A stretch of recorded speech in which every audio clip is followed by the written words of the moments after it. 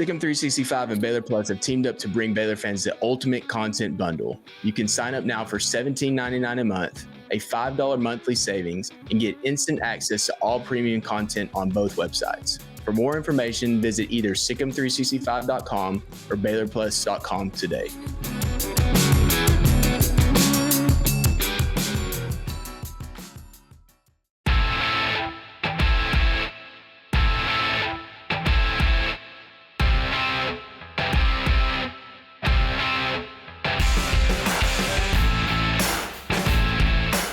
What's up, Baylor family? Welcome to another episode of Inside Baylor Sports, the official daily podcast of Baylor Athletics. It's Thursday, November 28th, officially Thanksgiving. Really cool to have one of these episodes for you on Thanksgiving to listen to.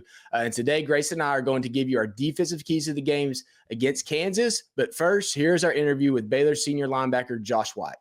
So, Josh, great to have you with us today, man. I know as one of the seniors on this team, the last couple of years and the beginning of this year has just been kind of a roller coaster. But now, after the last several weeks, how cool is it seeing all the success of this team in the way that all this hard work and everything y'all have done have paid off? Oh, man, it's great. I mean, the ability, as everybody knows, like the ability has been there. And I feel like these like past couple of games and the games we won, we've been just putting the pieces together and also believing in each other. Like we're the ones going out there, we're the ones playing. I mean, coaches give us the call, but at the end of the day, it's up to us. Yeah. And I feel like we figured that out as a team. Just kind of building off that, Josh, what will senior night mean to you?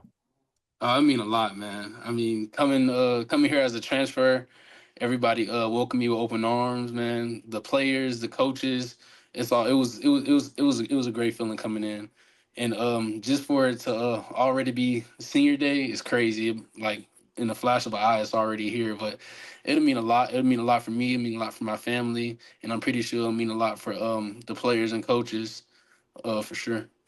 Yeah, so when you were brought in, obviously you had an existing relationship with Coach Aranda and knew him from your time at LSU through recruitment and everything. When you were brought in, it was undeniable that you were brought in for your leadership ability. Like I remember those conversations being had.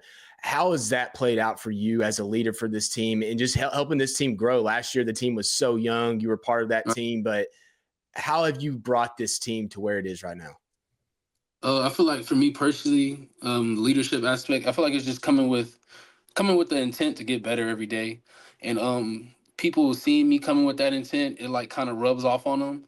They see me trying to get better out there. They get into the motion. We're like, man, if Josh can go out there and do it, I can go out there and do it. And then just also from like a special teams standpoint, it's just like I give my hardest like every time I'm out there, no matter if it's out there on defense or special teams. And when people see me out there going hard on special teams, it's like, man, like I want to go out there and play special teams. 'Cause, not a lot of people want to play special teams. So me going out there playing hard, they seeing me making plays on special teams, it gives them the motivation to go out there to not only make plays on defense or offense, but to go out there and make plays on special teams also. Speaking of this offseason a little bit, Dave Aranda made that shift to coaching defense coordinator and also specifically coaching linebackers. What has that been like for you, just kind of, being able to be with him every day and learn from him? I mean, you're learning from a legend, man. So it's been great having him in the room, man. It's funny. I mean, it's like basically just building a relationship more with him because as he's a head coach, he talks to the whole team and stuff like that. But when he's in our position group, I mean, we're instead of building relationships with him and just having him in the room with us and having him teaching us stuff and making mistakes and having him correct stuff. I mean, you can tell that he wants the best for everybody in the room. And honestly, you can see that in our play. As soon as he came in the room, our play elevated. So I'm really thankful to have him in the room. Yeah, so you mentioned special teams, and obviously you just had the big play against Houston on forcing that fumble on the kickoff return. But you're on every single unit. It seems like there might be one that you're not on, but it seems like you're always involved. If there's one of those units that you say, this is my absolute favorite, is there one of those that you can say, yeah, that's my favorite and I would do it every single day of the week? Kickoff for sure. For sure. Why kickoff? I feel like because, I mean, yeah, sometimes you have to leverage the blocks or spill the blocks. But, man, you're just running down there free. You're running down there Yeah. free, and you're running down there. You have the ability to make the plays, and you just think you don't even have to think. It's more of a react thing, and just to have your guys, everybody running down there trying to get the ball, and actually trying to compete with everybody else trying to make the tackle is Yeah. pretty fun. So that'll have to be my favorite for sure. Nice. So, Josh, the defense has kind of had its, struggles at times. And I think part of that is because the offense has played so well that I think people have kind of pointed to that a lot. But this past week, that changed. And Right. y'all played really well against Houston. What do you think that meant to y'all from a confidence standpoint? From a confidence standpoint, I mean, it's all about playing off of each other, man. It's like there's three phases: special teams, defense, and offense. And that just goes to show how we matured, and how we like play complementary football. I mean, all those phases of the ball got each other's back. Like if the offense is having a bad day, the defense is going to pick it up. If the defense is having a bad day, offense is going to pick it up. And special teams just plays off of that. So just having like complementary football, and knowing that no matter what, the other side of the ball has your back. Yeah. So obviously going in this weekend against Kansas, we've seen what they've done offensively. Last week, they rushed for over 300 yards against Colorado. It was just an impressive performance. I don't think they punted once in that game, which is crazy to think about. I'm sure y'all have watched the film, but what are you seeing on the film from them? Like, what do they do well? And how big of a challenge is this that y'all know that you're going to have to play probably your best game of the season to have a chance in this one? Right. I mean, everybody knows they're a good team. They're a good team. They're an aggressive team. But what we got to do well on the defense side of the ball is make plays when they give you plays. Like when you're set up and you can make a tackle, make that tackle. That's going to be a big that's going to be a big thing about the game is we got to make tackles, especially when they're layup tackles. You got to make tackles, and I feel like that's one of the top things to win this game. Also, another thing is just bring the fight to them. Don't wait. Start fast and just keep on going, no matter what. Because we all know adversity is going to hit in the game, no matter what. And just know, no matter what, that you just got to keep on going and keep on bringing the intent to win. And eventually, everything's going to settle out, and we're going to be on top. Is that kind of the next for the defense, the tackling side of it, or do you think there's some other things that's kind of that next step? That how do you get to that next level? Is it just tackling, or are there other things that you feel like this defense could get to before the end of this year? I would say, yeah, like I said, tackling is a big thing, but also just making plays, especially like the gimme plays because coach is gonna put us in the right spot at the right time, and it's just like trust your eyes and trust in the film. Like we watch a lot of film, so whenever you're out there, trust the film that you watch and go out there and play free. Because it's easy to think to like overthink things and be in your head and stuff. But I mean, we practice a long time, we watch film a long time. You got to trust that like you put in that work, and that work is gonna pay off to help you play fast. So I feel like that next step for the defense is just trusting yourself, and also trusting the coaches, and also trusting the film that you watch. So that'd be a Yes. huge next step. Yeah, so going back to special teams for this particular matchup with Kansas, like you know that every point, every yard's going to matter. So like, does intensity step up for this week in terms of special teams, like, or is it just the same mindset that you've had the entire season? So going into any game, we got the mindset where like we want to dominate. We want to dominate the kicking game no matter what. So we're basically going into this game with the same intent, because it's been the same intent every year, every game. I mean, we want to win the kicking game no matter what. So the intent this week is to get them behind on kickoff, to get them behind the sticks and make them want to fair catch the ball. And that's gonna be the intent the whole game. And on punt, we want to go out there and put them behind the sticks. And then on punt block, we want to score a touchdown. The same thing on KOR. We got the ability, we got the scheme. We just got to go out there and execute. You mentioned that, Dave Aranda and the defensive play calling has put you on the right spot and y'all need to make plays. When you go back and watch the film this year compared to last year, do you feel like there's been a big step forward in kind of that guys being in the right spot, guys being put in the right spot compared to last year? Oh yeah, for sure. Guys are being put in the right spot, and going back to last year, they were putting us in the right spot, but it goes back to trusting the film and trusting what was being coached. I feel like last year we had the plan, we had the plan and everything what to do, but we weren't executing. They were putting us in the right spots, but as players, we weren't executing. I mean, the coaches can teach you, they can coach you, they can do all this thing, but at the end of the day, you go be the only one on the field. So last year we weren't really executing to the standard.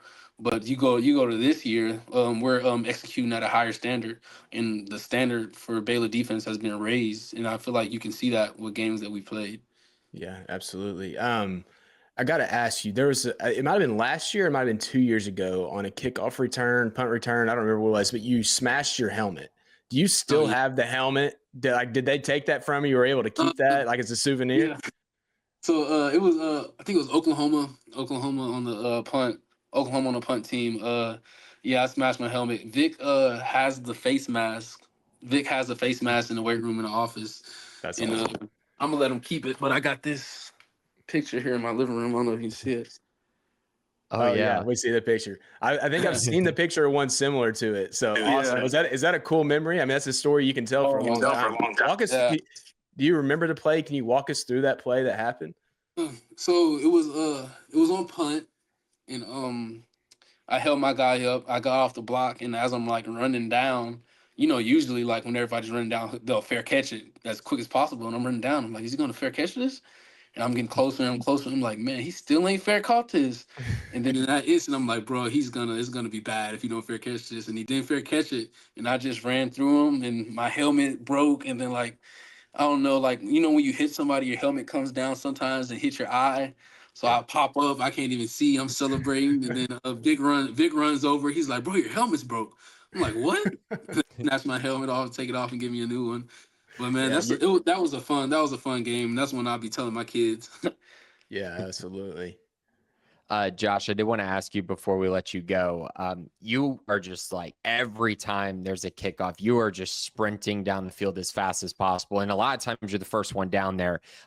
What's the fastest you've been clocked? Your miles per hour. And are you the fastest on special teams, or one of the fastest? Kind of where are you at there? I'm definitely one of the fastest. Like I said, we always compete to see who can go get down there faster.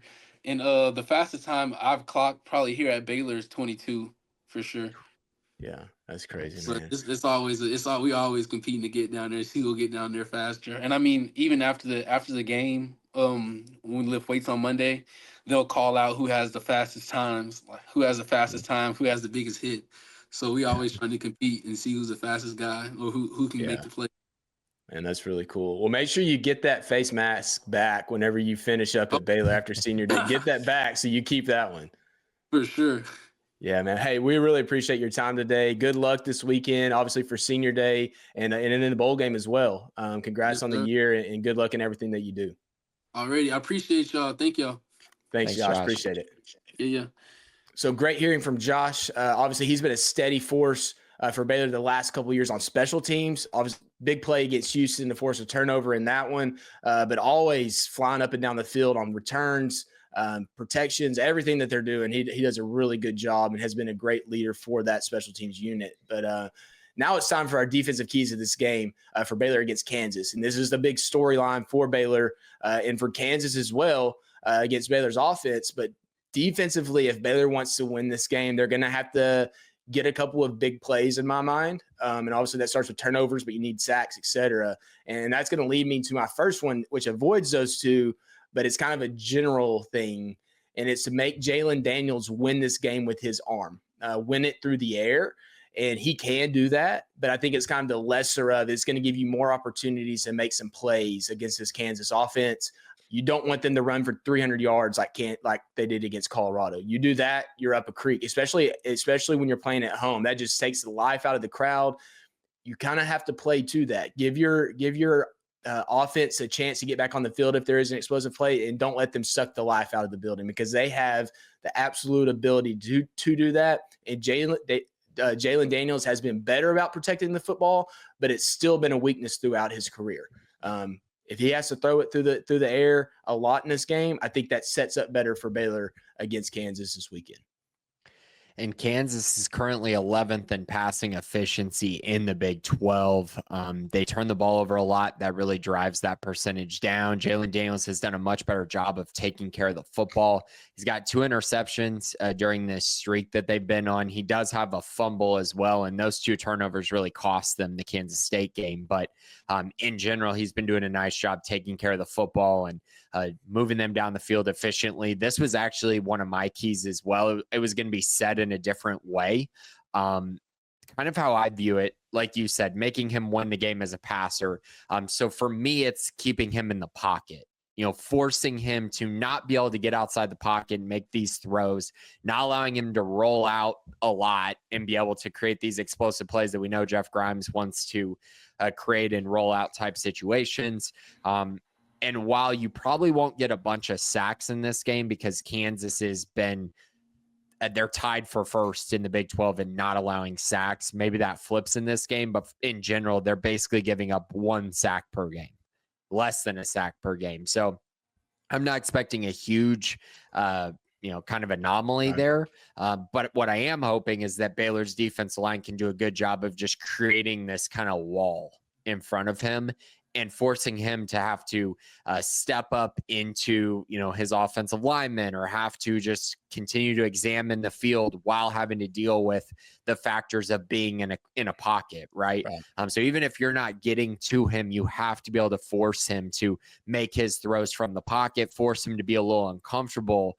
And if they can do that, I think it gives you a realistic opportunity to make him turn the ball over or put him in unfortunate situations, when it comes to Kansas and uncomfortable situations where, he's got to read the field and be a true field general. And I think that's where he can get into trouble, and that's where Baylor can have some success. So I definitely agree with that. You can't just allow him to just be turning around, handing the ball off, which in turn allows him to do a lot of his play action stuff, which is a lot harder to get pressure on.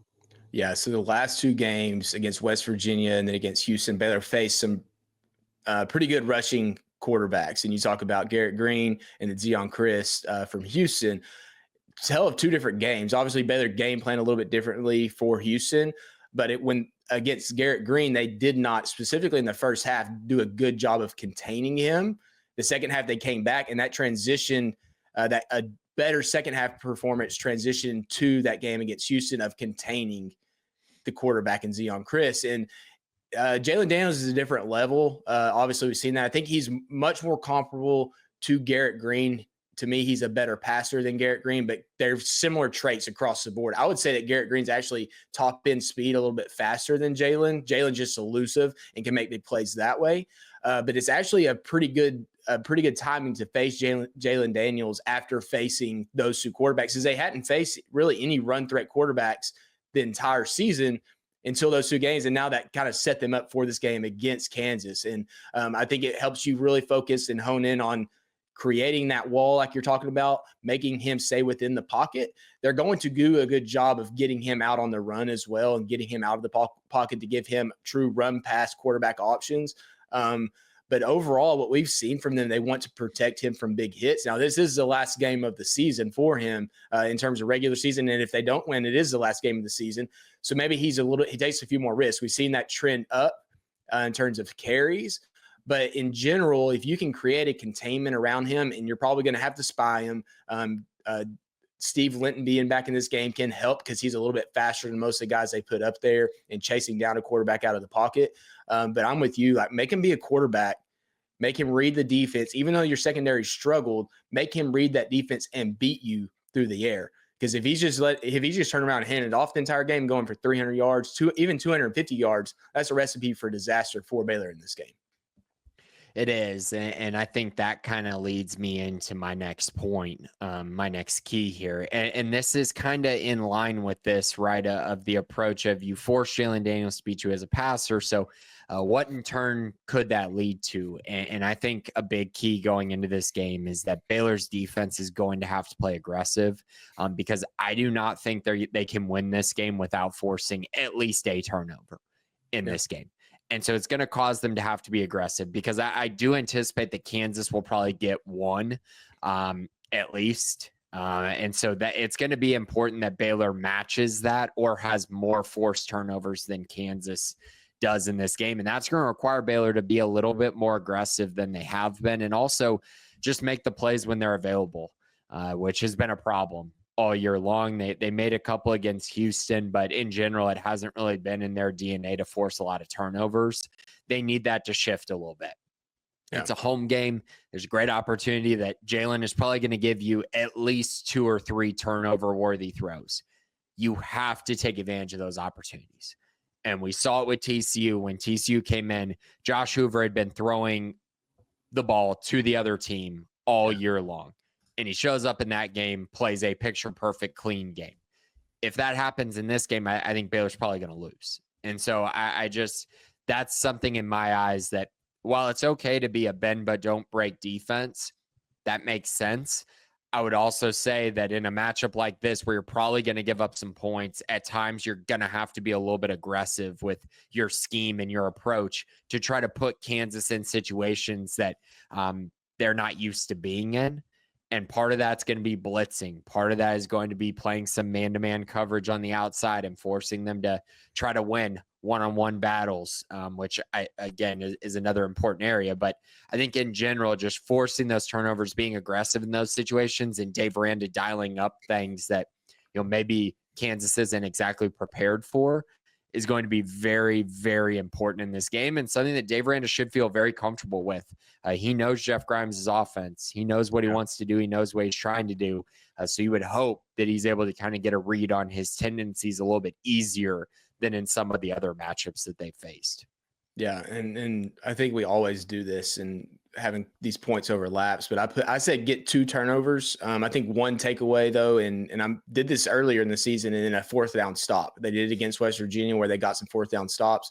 Kansas doesn't have to rely on going for it on 4th down a lot. I don't know what their exact numbers are in terms of quantity that they go for it. They do a good job of converting them, but it's just get one of those momentum swinging plays, because even though you're not taking the ball away from the offense, you are getting the ball back. And being able to do that on 4th down is a big deal. Force it a long field goal could be one of those. Like that doesn't show up because they're missing a field goal, but don't let them get in close and they have to kick a field. Make them kick a long field goal in this game. They're not a great field goal kicking team. They're a good field goal kicking team. But in that area, like make them do that. And going back to the kind of the game plan for this, I don't know if we, at this juncture of the season, we will see it, but I feel like that you should be willing to risk giving up some explosive passing plays in this game for the sake of time of possession. Because if you're going to let Kansas do what they want to do, they're going to eat up clock. So it's like get a little over aggressive, and then if they do beat you over the top on the road against it's going to be a road environment if nothing else. I don't know how hostile it will be after Thanksgiving, but make them convert those plays and make big time plays down the field throwing the football. If they don't connect, then you get the ball back. If they do connect and they do score, on a long touchdown pass, your offense is getting the ball back. And I think it's kind of, maybe this is my key. It's speeding this game up defensively, making Kansas make decisions to get the ball down the field and not have 35 minutes time possession. They're number 2 in the Big 12 in Big 12 play in time of possession. And a lot of that's based on how they want to play. We saw it with Jeff Grimes at Baylor when you control the clock, and you're going to win games because your offense is steadily moving down the field. Now, it doesn't always result in wins, but that's what they want to do at the core, is control the clock and keep the opponent's offense off the field. Get a little risky. Try to force turnovers. If it results in a big play, worst case scenario, your offense is getting back on, and you can flip the script in terms of getting your own time of possession against a Kansas defense that should get tired. I thought Baylor did a really good job of that against Houston, was keeping their defense on the field for a lot of that first half. It resulted in Baylor not having the ball any in the third quarter because of the way Houston played. But they wore down that Houston defense in my mind. I think they can absolutely do the same thing against Kansas, whereas Kansas is not as good of a defense as Houston was. Yeah, I would definitely I'm definitely in line with that. And, it's just such an interesting, I think we just look at this kind of matchup, and there's a lot of keys that we can go into as far as, creating turnovers, keeping Jalen Daniels in the pocket, making him beat you with his arm. And I think there's a lot of things that you can kind of dive into that are kind of extensions of that. And so that's kind of what this conversation leads me into, is that you have these, these central themes that I think both you and I agree on, and both you and I believe this is what Baylor has to do to win this game. And I think the extension of that is, what can Baylor do to stop the run? What can they do? What is it going to take for them to win this game in the run game? And for me, I think that you have to put a line somewhere on what you can allow. I mean, Kansas has ran all over a bunch of people. Good defenses, bad defenses. But in general, I think Baylor has to hold them below 200 yards. And I think a part of that is because of time of possession. I think a part of that is, control of the game flow. I think a part of it is, are you going to be able to put Jalen Daniels in enough uncomfortable situations if you're allowing more than 200 yards? Probably not. Just being realistic. And so I look through this, and they have given up, or they've ran for 200 yards pretty consistently over the last, month or so of the year. They've done a really good job running the football on pretty much everyone. But if you go back to the beginning of the year when they were struggling, and if you look at a few of their other games, like the BYU game, where their offense didn't play well at all, they only ran for 73 yards. I'm not asking for 73 yards. Yeah, you get 73, you're winning this game. Yeah. If they only give up 73 yards, they're definitely winning this game, because this is a totally, obviously that BYU game, there was weather factors that were different. Yeah. I mean, it was freezing cold, like all of these things. It was a defensive game. But I'm just saying, if you can hold them below 200, you have a shot. If they go above 200, I think you're probably losing this game. And if you hold them below 100, you're definitely winning this game. I'd almost say if you hold them below 150, you're winning this game. So that's kind of how I view that. And I think that's an extension of what we talked about, because the only way you're going to put Daniels in these positions to turn the ball over or to have to go win this game is if you can actually stop the run to some extent. And my extent is 200 yards rushing. Yeah, I think it's fair. I think that depending on the pace of the game, 200 yards, if it's, I think there's a fine line of like, okay, 200 yards, yes or no. But if you look at it, teams with lesser or similar rush defenses to what Baylor has, you look at TCU, Arizona State has a pretty good rush defense, not great.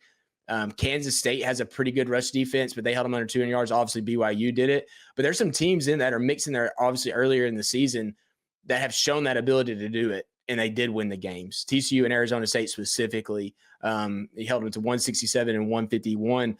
I mean, you look at these touchdowns. They've had at least 2 touchdowns. They never had more than 3 in Big 12 play, rushing touchdowns, but they've had at least 2 in every single Big 12 game, which is kind of crazy to see. Kind of shows what they want to do and how they're going to score the ball. And I think with you on my final point is overall, it's not about the total yards rushing. It's about the yards per play rushing. If you look at it across the board, Colorado, 5.81 yards per carry. Iowa State, 5.15. Kansas State they even rushed for 5.65.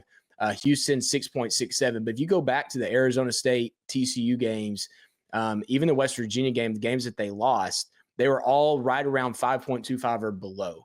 But after that, they're consistently above that besides the BYU game. And I think it's just kind of controlling the running game. If they're getting, Dave Aranda mentioned, or someone mentioned it, where it's like he kind of feels good about Jalen Daniels turning around and handling the ball off, and he gets 8 yards from his running back on a single carry. That's kind of where Baylor was back in 2021, and we know how Gary Bohannon really benefited from that.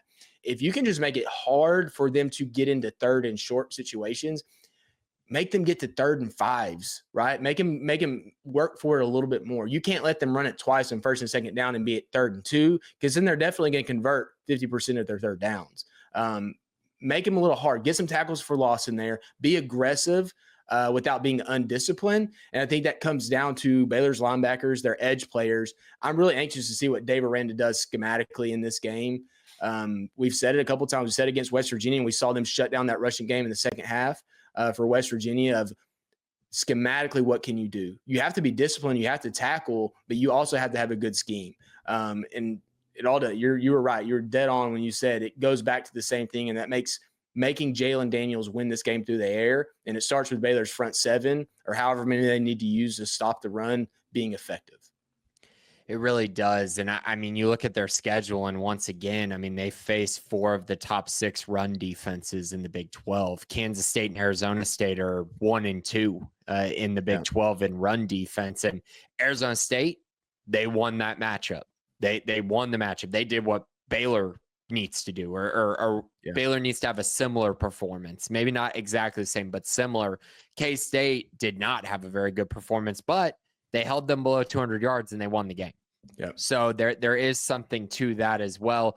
You look at the other ones that were ranked that high. I mean, they ran all over West Virginia. I know the yards per carry wasn't as high, but they ran for 247 yards. They ran all over. They just couldn't. And they lost. They turnovers early in the season hurt them. Yeah.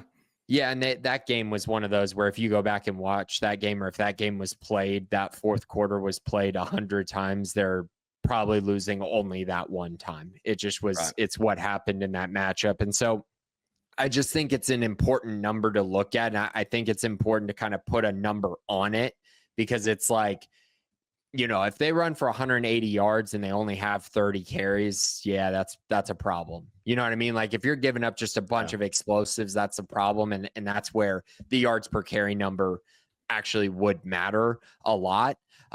For me, I'm not anticipating a ton of that, but what I am anticipating is Kansas to continue to run the football. And are they getting 6, 5, 8, 15, 6, 5, you know what I mean? Like those type of carries, or is it more like, 2, 3, 6, stuff like that, where you're kind of giving up, these 6-yard plays occasionally, maybe a couple 10+ yard runs, but you're not just getting hammered for these, 20+ yard runs consistently. You're not giving up 5 yards on base carries. That's going to be very important and I think very consequential in this game, which is why that 200 number seems like the one that I think is kind of the cap in this game, because I do believe that you're going to have to score in this game. So you are naturally going to give up yards to the other team.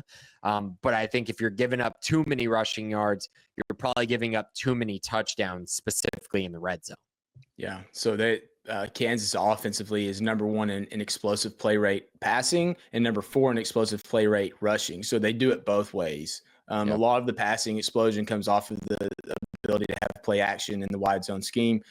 Jalen Daniels can throw the ball. I mean, he has a strong arm to get the ball downfield. Yards per carry, ranked number 3 at 5.10 yards per carry for Kansas's offense, which is really good. But it actually lines up pretty well with Baylor's defensively, number 6 in the Big 12, 4.04. Man, like the third down defenses, and this isn't necessarily one of my keys, but Baylor does a good job on third downs. The entire season, they're number 3 in the Big 12 at 36%. Flip side, Kansas is number 1 at over 52% in conversions. That's a strength versus strength matchup that might not get enough attention. If Baylor can just do a stalemate and not let Kansas have 60%, 70% conversions, maybe if they can keep them below 50%, you feel pretty good. Because I don't know how willing Kansas will be to take chances on fourth down, depending on the fourth down positioning. Baylor's going to be very aggressive offensively, and that could force Kansas into saying, we better go for it here. But if it gets into a battle of fourth down conversions, Baylor's more equipped to me to be able to do both. That doesn't mean that Kansas can. Obviously, you have a quarterback that can run. They just haven't done it a ton this season. They haven't had to. So you get in those situations where you're doing something that you haven't really done a lot before. Maybe you can create issues. So a lot of things to watch. I mean, it's when we get to Baylor's offensive keys to the game, things shift differently, because Baylor's just kind of playing risk versus reward defensively in this game because Kansas is so good offensively. On the flip side, when we start talking about offensive keys to the games, Kansas is in the same predicaments and what Baylor can do offensively. I'm excited to talk about that. And that's what ultimately this game's going to come down to is being able to operate and not let that opposing defense limit you too much. Exactly. And I think both these teams feel like coming into this game, like they can score as many points as needed to win this. I think both offenses are coming in with a lot of confidence. Both offenses are feeling like they're 2 of the best offenses in this league. And that's one of those things that makes it very scary for defense coordinators and for defensive play callers in this game, because it's just like there's a lot of weapons. There's a lot of really good players on both sides. There's good offensive lines on both sides. There's a balanced offense on both sides. Like those are things that you don't see every week. And those are things that can make things really, really challenging for even the best play callers. And I think that that's going to be somewhat what we see in this matchup. And that's why I think scheme is going to be very important. You know, how you're able to put the opponent in uncomfortable situations is going to be very important. Penalties are going to be really important. Conversions are going to be really important. All of those things really do come together and kind of make this one of those matchups that is very intriguing, despite the fact it's between a 7-4 and a 5-6 team. Yeah, I mean, offensively, both of these teams operate at a very high level, and it's what's made them get to this point of the season. It hasn't been as much on the defensive side of the ball for either one of them. The rest of this week will be offensive game, keys to the game, and we'll have an interview with Mason Miller. But I really appreciated Josh White for hopping on with us today and giving us some insight into this team and all the things that he's been doing for special teams and obviously defensively as well. But that's it for this episode of Inside Baylor Sports. Thanks to each of you for listening. Have a great Thanksgiving, and Sick 'em Bears.